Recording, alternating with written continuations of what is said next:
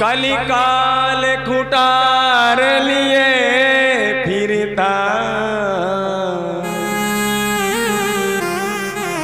नम्र तन पर चोट जाने को झिली न मिंजिली। मलिया चल की वो शुद्ध हवा, कल प्रात को आन मिली न मिली।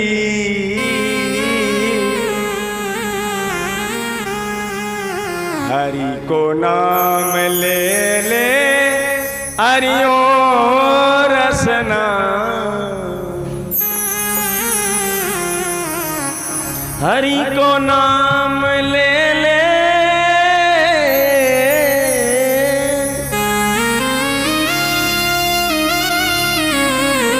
हरि को नाम ले ले हरिओ रसना।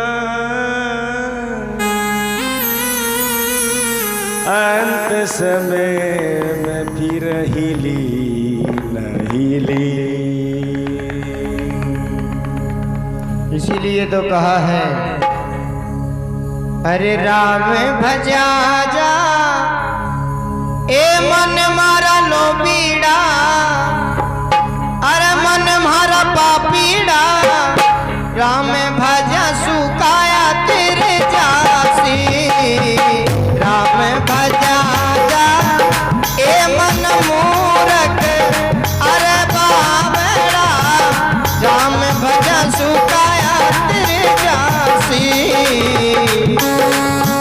आजा ओ मन लो बीड़ा, मन मारा पापीड़ा।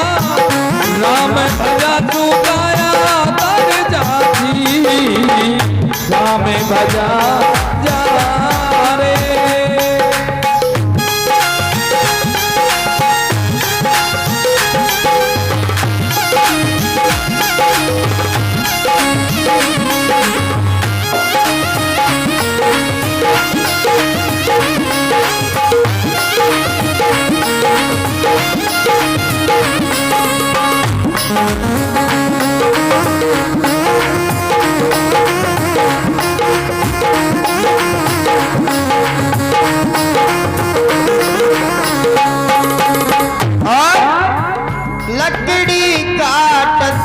लकड़ी बोली सुन रखा पीड़ा मारा संग साथी।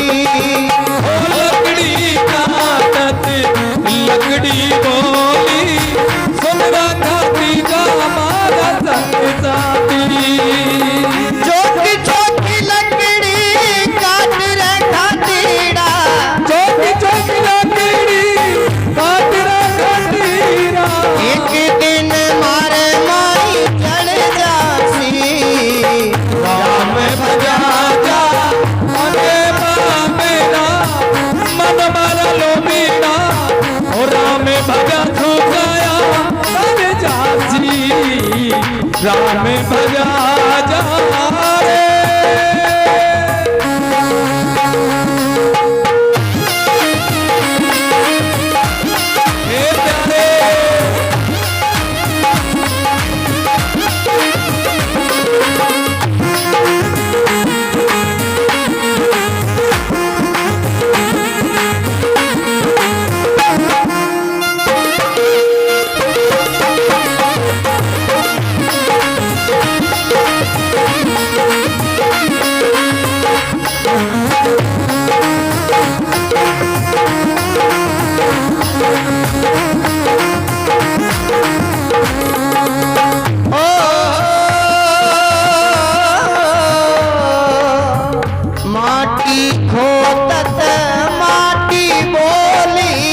सुन रे कुमारा मारा संग साथी। माटी खोदत माटी बोली सुन रे कुमार का संग साथी। ये चोखी चोखी माटी खोद रे कुमारा, ओ चोखी चोखी माटी खोद रे कुमारा। अरे एक दिन मारे माई मिल जासी, राम भजा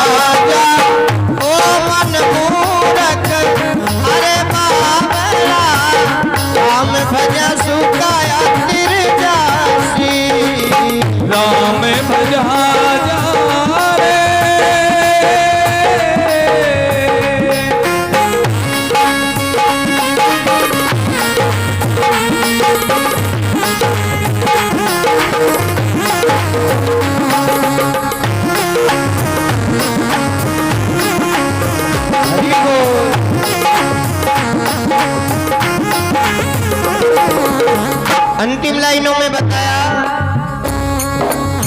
डूंगर चढ़ती बकरी बोली, सुन रे गवारा हमारा संग साथी। अरे डूंगर चढ़ती पकड़ी बोली, सुन रे गवारा हमारा संग साथी। चौकी चौकी लूम चरा रे गवारा, चौकी चौकी लूम चरा रे गवारा। आवे तो कसाई मान ले जासी, राम भजा ए मन मूरख अलबावरा, राम भजा सुकाया तेरे जासी। जा जा मन मन लोलीबा, मन मन पापीबा, राम भजा तो गया हर जाती। हरी भजा सुकाया तेरे जासी, राम भजा तो गया हर जाती।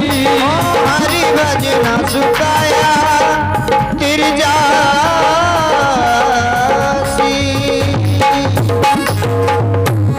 बोले सदगुरुदेव भगवान की जय। उद्धव जी महाराज कहते हैं मेरे को भी ले चलो आप।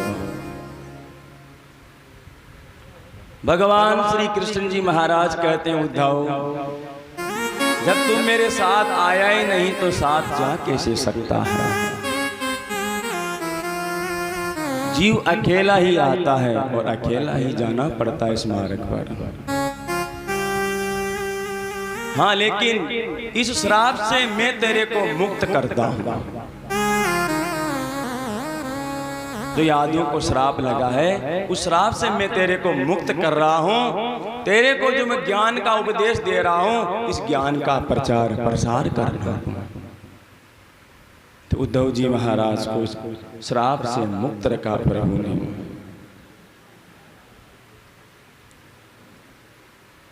एक बार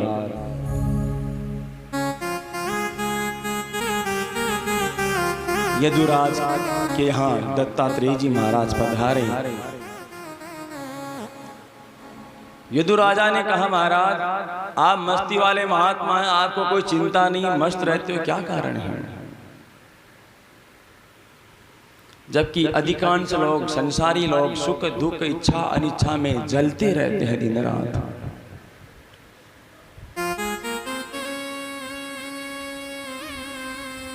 दत्तात्रेय जी महाराज कहते, राजन मैंने ये जान लिया कि सांसारिक वस्तुओं में आनंद नहीं है, और जो जान लेता है कि सांसारिक वस्तुओं में आनंद नहीं है, वो हमेशा मस्ती में ही रहता है, किसी प्रकार की कोई अपेक्षा नहीं रखता, वो हमेशा मस्ती में रहता है।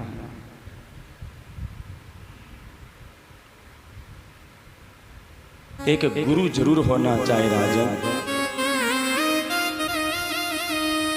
जहां से ऐसा नहीं कि गुरु केवल कंठी लेने वाले तो दीक्षा गुरु होते हैं।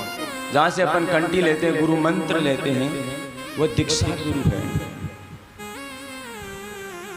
जहां से जो भी शिक्षा मिल जाए, जिसके पास है उस शिक्षा का वही गुरु हो जाता है। तो दत्तात्रेय जी महाराज ने कहा, मेरे 24 गुरु हैं। पृथ्वी वायु आकाश आप, अग्नि चंद्रमा रवि, कपोतो अजगर सिंधु, पतंगो मृदुकृत गज, मधुहा हरिणो मीना, पिंगला कुरो अभर्ग, कुमारी शरकृत सर्पः, ऊर्णनाभी सुपेस्कृतः, पृथ्वी आकाश वायु जल अग्नि चंद्रमा सूर्य कबूतर अजगर समुद्र पतंगा मधुमक्खी हाथी और हरिण मछली पिंगला नाम की वेश्या कुरर पक्षी बालक कुंवारी कन्या समुद्र पृथ्वी इत्यादि मेरे 24 गुरु हैं और 25वां गुरु बताया इस शरीर को, ये शरीर भी गुरु है। पृथ्वी पर अपन कितना ही गड्ढा खोद दो कुछ भी नहीं बोलती, सहन शक्ति। कहीं भी थूक देते हैं, मलमूत्र त्याग देते हैं। कभी पृथ्वी ने पत्थर उठा के मारा कि अपने को मेरे ऊपर क्या कर रहा है, गंदगी क्यों कर रहा है।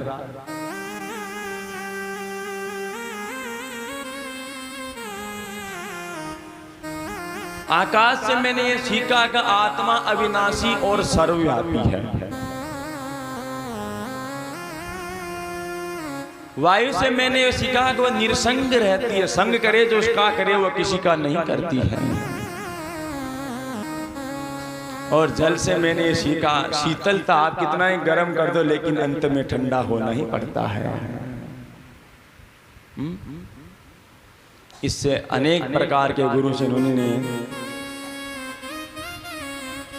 शिक्षाएं सीखी, समय नहीं है पूरा नहीं बता पाऊंगा। अजगर से मैंने संतोष सीखा, एक जगह पड़ा रहता है, जब भी मिला उसको पाल लिया।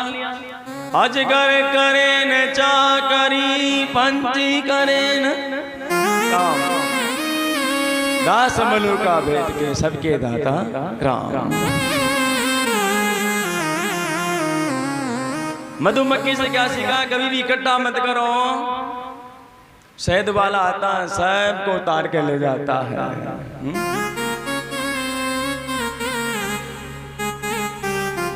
मछली से क्या सीखा कि अपनी जीभ पे अंकुश रखो।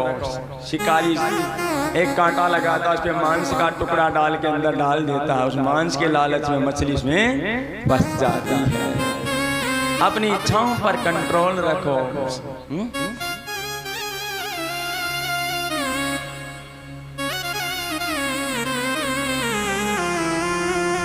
पतंगा, पतंगा से क्या सीखा, आसक्त नहीं होना चाहिए। वह अग्नि से कितना प्यार करता है, कितना प्रेम करता है कि उसमें अपना जीवन दे देता है। समुद्र कितने ही पानी निकाल लो, कितना ही पानी आ जाए, वो हमेशा बराबर रहता है।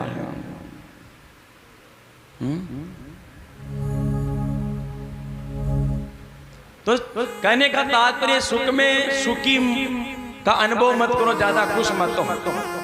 दुख में दुख का अनुभव मत करो, हमेशा सम्यक रहो समुद्र की भांति।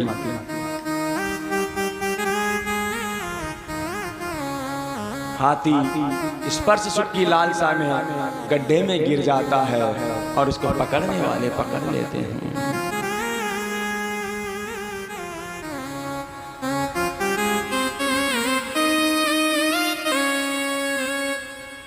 बाण बनाने वाला लोहार से मैंने एकाग्रता सीखी।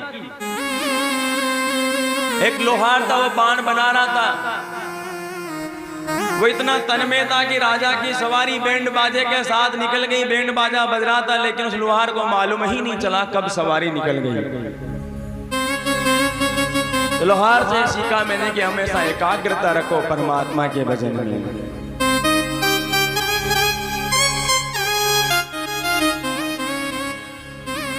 और सर्प होता कभी भी बिल नहीं बनाता, दूसरे के बिल में रह के समय पास कर लेता है, फिर दूसरी जगह चले जाता है, फिर दूसरा बिल में रह लेता है। तो ज्यादा इकट्ठा मत करो। एक मकान, दो मकान, तीन मकान एक में ही रह करके समय पास कर लो।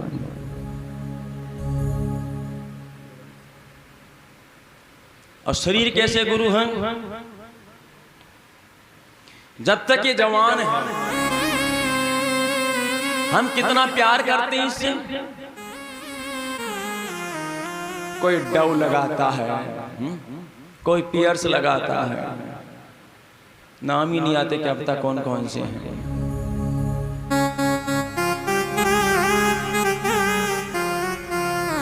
एक और आते फेयर लवली, वो लगाते हैं। जब तक वो लवली लगती रहती है तब तक लवली दिखाई देगी, वो लवली उतरी वापस जैसा शुरू पे वैसा रहेगा।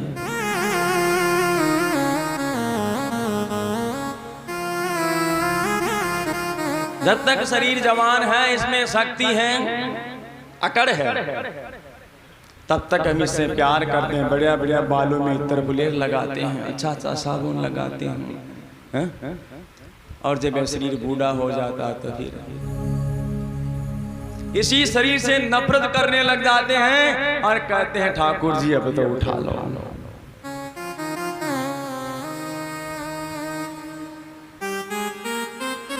बिस्तर में पड़े रहते हैं, अपने आप उठ नहीं सकते, बैठ नहीं सकते, तो शरीर को भी छोड़ने की इच्छा हो जाती है। और दुख है रो द्वारिका नाथ शरण में तेरी, पुकारते हैं। डॉक्टर साहब के पास जाएंगे तो वहां भी कह देंगे डॉक्टर साहब अब तो परेशान हो गया, जीना नहीं चाहता, और जवानी में मरना नहीं चाहता। अब तो कोई ऐसी गोली दे दो, कोई इंजेक्शन लगा दो कि शरीर छूट जाए।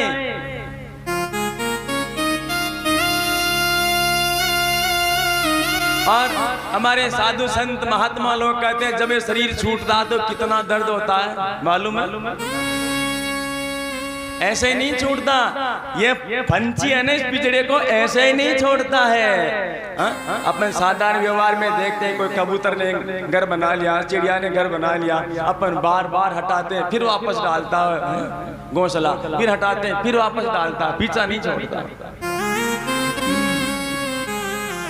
वैसे ये जीवात्मा है, जल्दी से पिंजड़े को छोड़ना नहीं चाहता।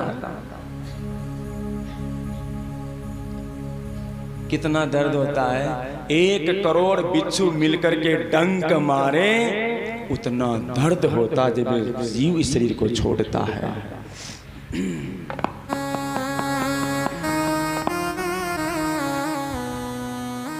तो इस शरीर से भी वैराग्य हो जाता है, तो इस शरीर से वैराग्य की शिक्षा मिलती है।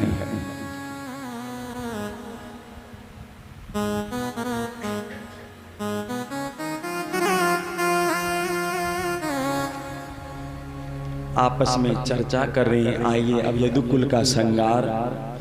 स्त्रियों बाला स्वरदास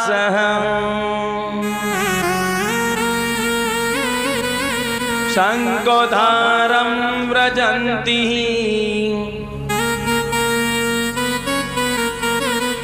वयं प्रभासो यास्यामो यत्र प्रत्येक सरस्कृति।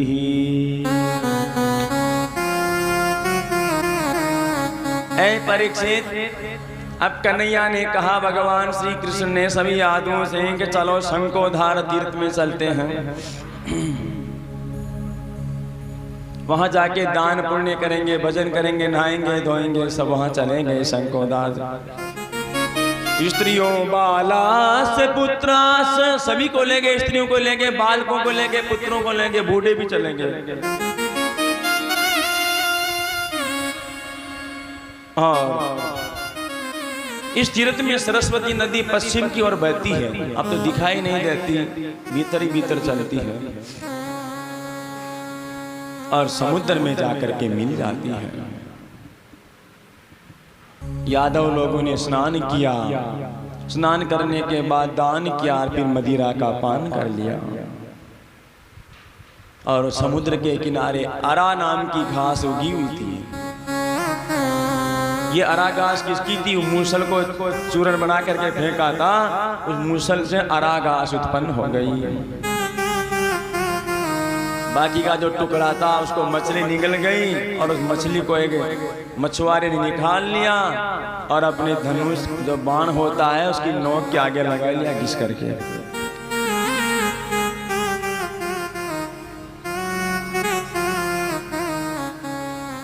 बाप ने बेटे को मारा, बेटे ने बाप को मारा, आपस में सब लड़ने झगड़ने लगे, एक दूसरे में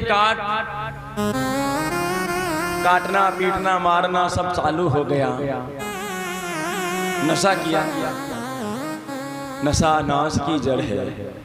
एक ही नशा ऐसा है कि अपने को तार देता है। राम नाम का नशा ही सच्चा नशा होता है।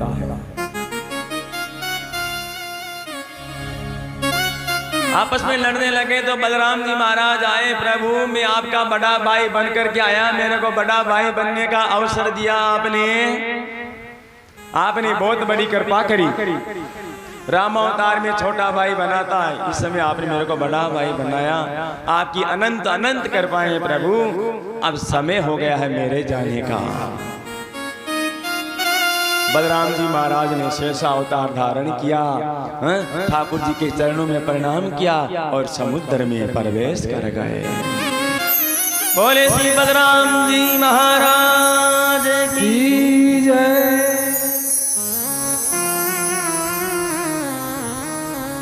और ठाकुर जी महाराज श्री कृष्ण जी पीपल के पेड़ को उन्होंने देखा कि लड़ रहे झगड़ रहे हैं, तो पीपल के पेड़ के नीचे जाकर के बैठ गए। पाँव के ऊपर पाँव रख लिया, एक पाँव पे दूसरा पाँव।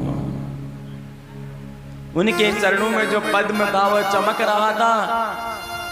दूर एक जरा नाम का बहेलिया था, उसने देख लिया, कोई समझा कोई जानवर है, कोई पशु है। बाण चलाया और सीधा आकर के ठाकुर जी के चरणों में लगा।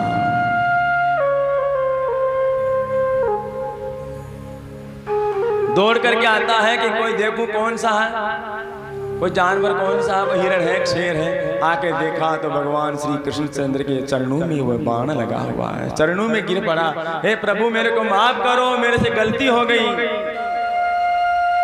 मैंने ये क्या कर दिया। भगवान श्री कृष्ण कहते हैं तूने कुछ नहीं किया, सब कुछ मेरी इच्छा से हो रहा है। तूने कुछ नहीं किया, सब कुछ मेरी इच्छा से हो रहा है। करता नहीं हूँ कुछ भी,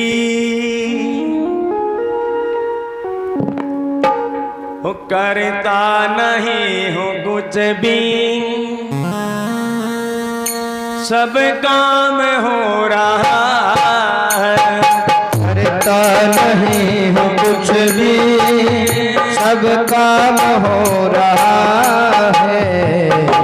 मेरा आपकी दया से, आपकी कृपा से सब काम हो रहा है। मेरा आपकी कृपा से सब काम हो रहा है। करता नहीं हूँ कुछ भी, मेरा नाम हो रहा है। करता नहीं मैं कुछ भी, हर काम हो रहा है। प्रभु आपकी कृपा से सब काम हो रहा है। आपकी कृपा से सब काम हो रहा है।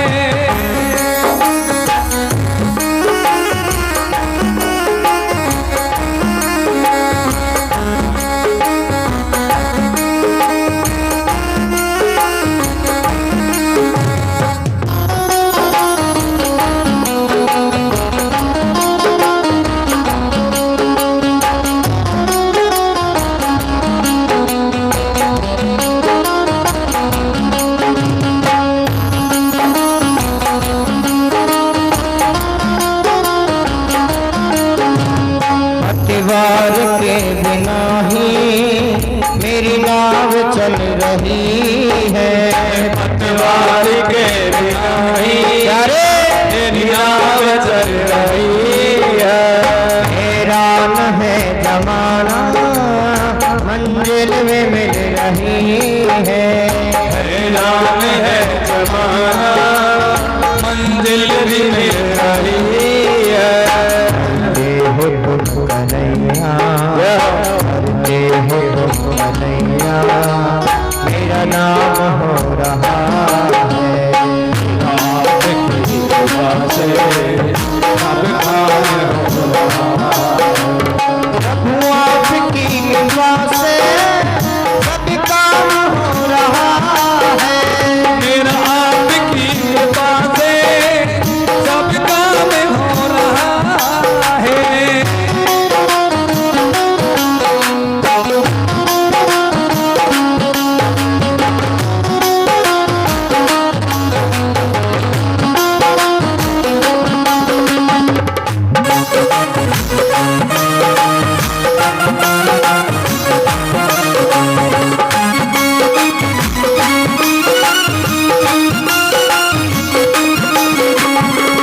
साथ हो जो मेरे किसी चीज की कमी है, साथ हो जो मेरे किस चीज की कमी है, किसी और चीज की अब दरकार भी नहीं है, किसी और चीज की अब दरकार ही नहीं है। साथ से बुलाने, साथ से बुलाने गुलखान हो रहा है, आपकी राह से सब काम हो रहा है, मेरा आपकी कृपा से सब काम हो रहा है, मेरा आपकी कृपा से सब काम हो रहा है।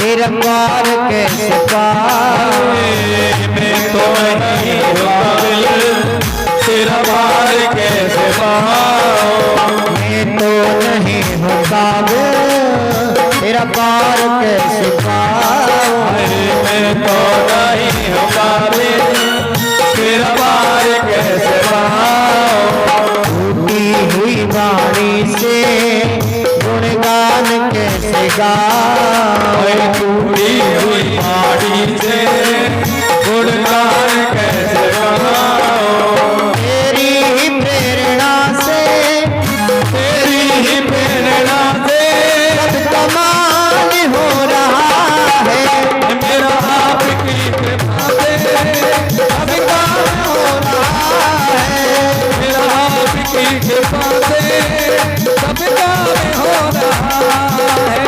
करते हो तुम कन्हैया, करते हो तुम कन्हैया, मेरा नाम हो रहा है, भगवान की कृपा से सब काम हो रहा है, मेरा आपकी कृपा से सब काम हो रहा है, प्रभु आपकी दया से सब काम हो रहा है, मेरा सब काम हो रहा है, सब काम हो रहा है, सब काम हो रहा है।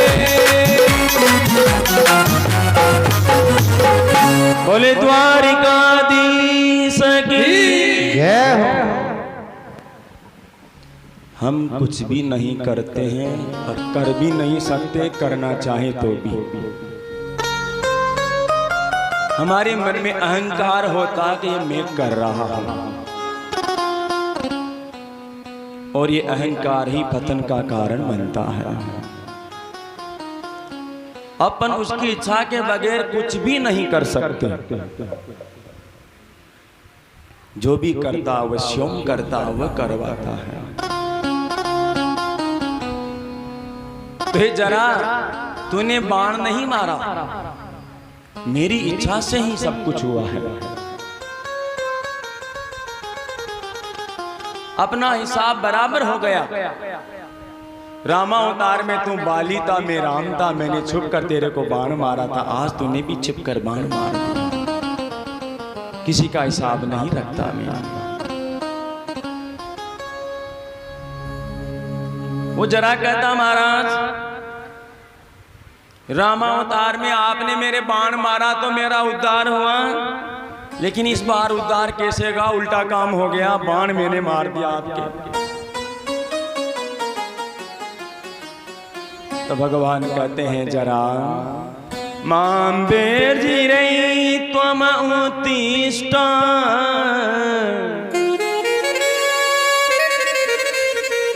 काम एष कृतो हि मे, याहि त्वं मदनुज्ञातः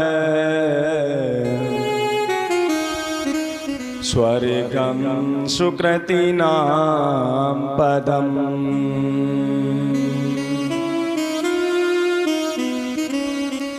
हे बैद लिए तू डर मत जरा भी, माम बेरजिरे तुम अस्तिष्ठ, तुम डर मत, खड़ा हो जा। वो चरणों में गिरा पड़ा था, खड़ा हो तो बहेलिए खड़ा हो।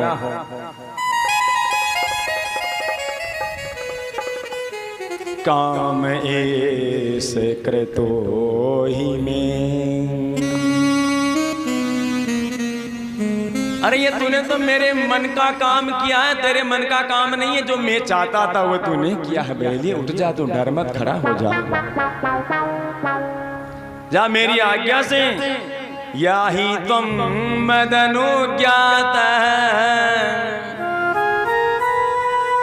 जा मेरी आज्ञा है, मेरी आज्ञा से स्वर्गं सुकृतिनां पदम्।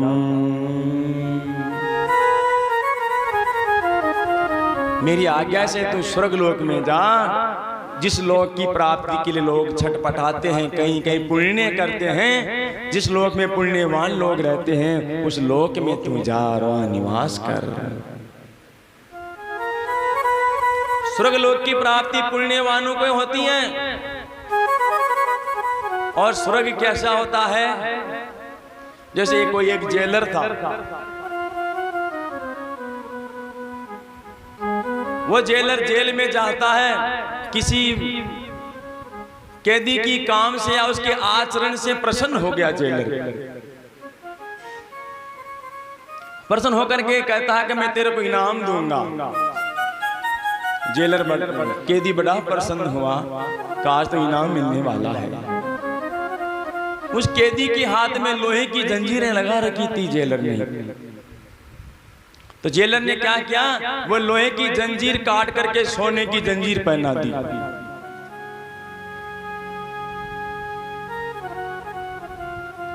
यही काम नरक और स्वर्ग का है। स्वर्ग क्या है? सोने की जंजीर। मुक्ति तो वहां भी नहीं होती।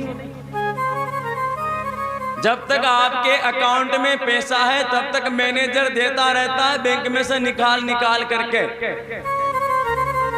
और जिस दिन आपका बैंक में जो अकाउंट वो नील बैलेंस हुआ और बैंक मैनेजर कह देता आपका खाता बंद कर दिया गया है। यही काम स्वर्ग लोक का है। जब तक आपके पुण्य इकट्ठे हैं तब तक आपको स्वर्ग लोक में रखेंगे। जिस दिन आपका पुण्यों का अकाउंट पूरा हो गया, बैलेंस खत्म हो गया, उसी दिन आपको धक्का मार देंगे, नीचे वापस जाओ।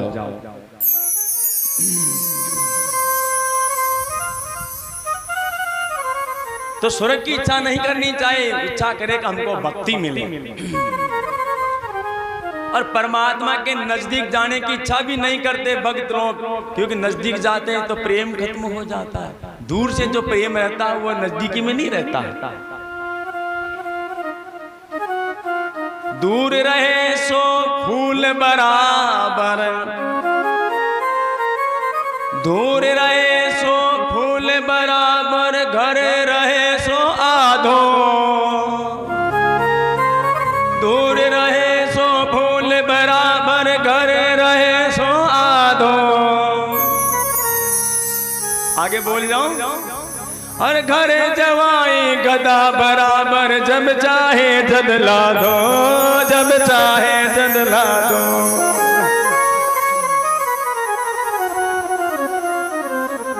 तो ठाकुर जी के वहां जाने के बाद तो फिर वहां समस्याएं खड़ी हो जाती हैं। तो भक्त लोग ये कहते हैं हम मिलना नहीं चाहते, हम तो विरह चाहते हैं, दूर रहे। जितना प्रेम विरह में होता है उतना नजदीकी में नहीं होता। देखना आप, हमारा बेटा हमारी बहू जब दूर रहती है तो कितने अच्छी अच्छी पकवान बना के खिलाती है, जब जाते हैं तो सेवा करती है और कोई काम करने नहीं देती। आप तो बैठ जाओ मम्मी जी मैं कर लूंगी। और मम्मी जी परमानेंट जाकर के स्थायी रूप से रहने लग जाए तो एक दिन, दो दिन, तीसरे दिन बोल देगी मम्मी जी मैं आटा लगा रही हूं, तब तक आप सब्जी आमनियां कर दो। आप नजदीक में दूरी में बहुत फर्क होता है। तो उस बहेलियों को भगवान ने स्वर्गलोक भेज दिया। अब दारुक आता है, प्रभु का सारथी का नाम है दारुक। वो रथ लेकर के आता है, प्रभु चलिए ने। तो भगवान दारुक से कहते हैं, हे दारुक, अब इस रथ की मेरे को आवश्यकता नहीं है, ये रथ यहां तक ही था।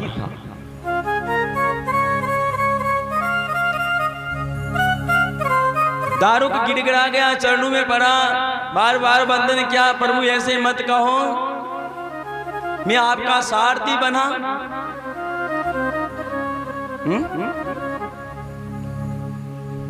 आपका रथ को चलाया। महाभारत की युद्ध में आपने कहा दारुक आगे ले तो आगे लिया, पीछे लिया तो पीछे लिया। वहां सारथी, माफ करना भगवान सारथी थे, वहां दारुक नहीं था। जहां भी गए मेरे को सारथी बनाया आपने। हे दारुक, तुम द्वारिका जाओ और वहां जो लोग बचे हैं उनको बोल दो कि आज से 7वें दिन द्वारिका डूब जाएगी, रहने करने का ठिकाना दूसरा ढूंढ ले। बारंबार दारुक ने प्रणाम किया और वहां से प्रस्थान करता है। देवता लोग आकाश मार्ग में इकट्ठे हो गए, कैसे आते हैं भगवान परम धाम देखने के लिए। ये शरीर भी एक द्वारिका है, ये आज से 7वें दिन ही डूबती है, 8वां दिन होता ही नहीं है, शरीर भी द्वारिका है। ये डूबे नहीं, उससे पहले ही ठाकुर जी तक जाने का प्रयत्न कर लेना चाहिए।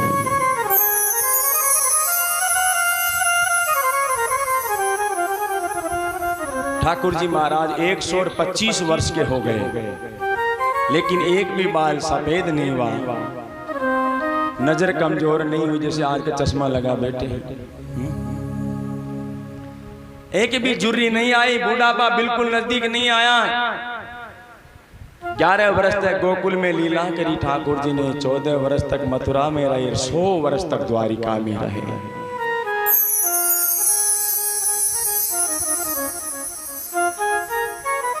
और ठाकुर जी जाने को तैयार हुए। देवता लोग खड़े हैं देखने के लिए, कैसे आते हैं। आकाश मार्ग में जोरदार बिजली चमकती है, जिससे देवताओं की आंखें बंद हो जाती है, और ठीक उसी समय मेरे ठाकुर जी स्वधाम का मन कर जाते हैं। बोले द्वारिकाधीश जय।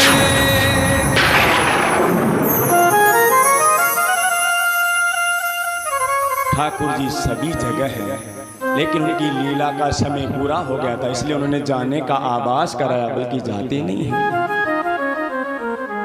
देश काल दिशि विदिशा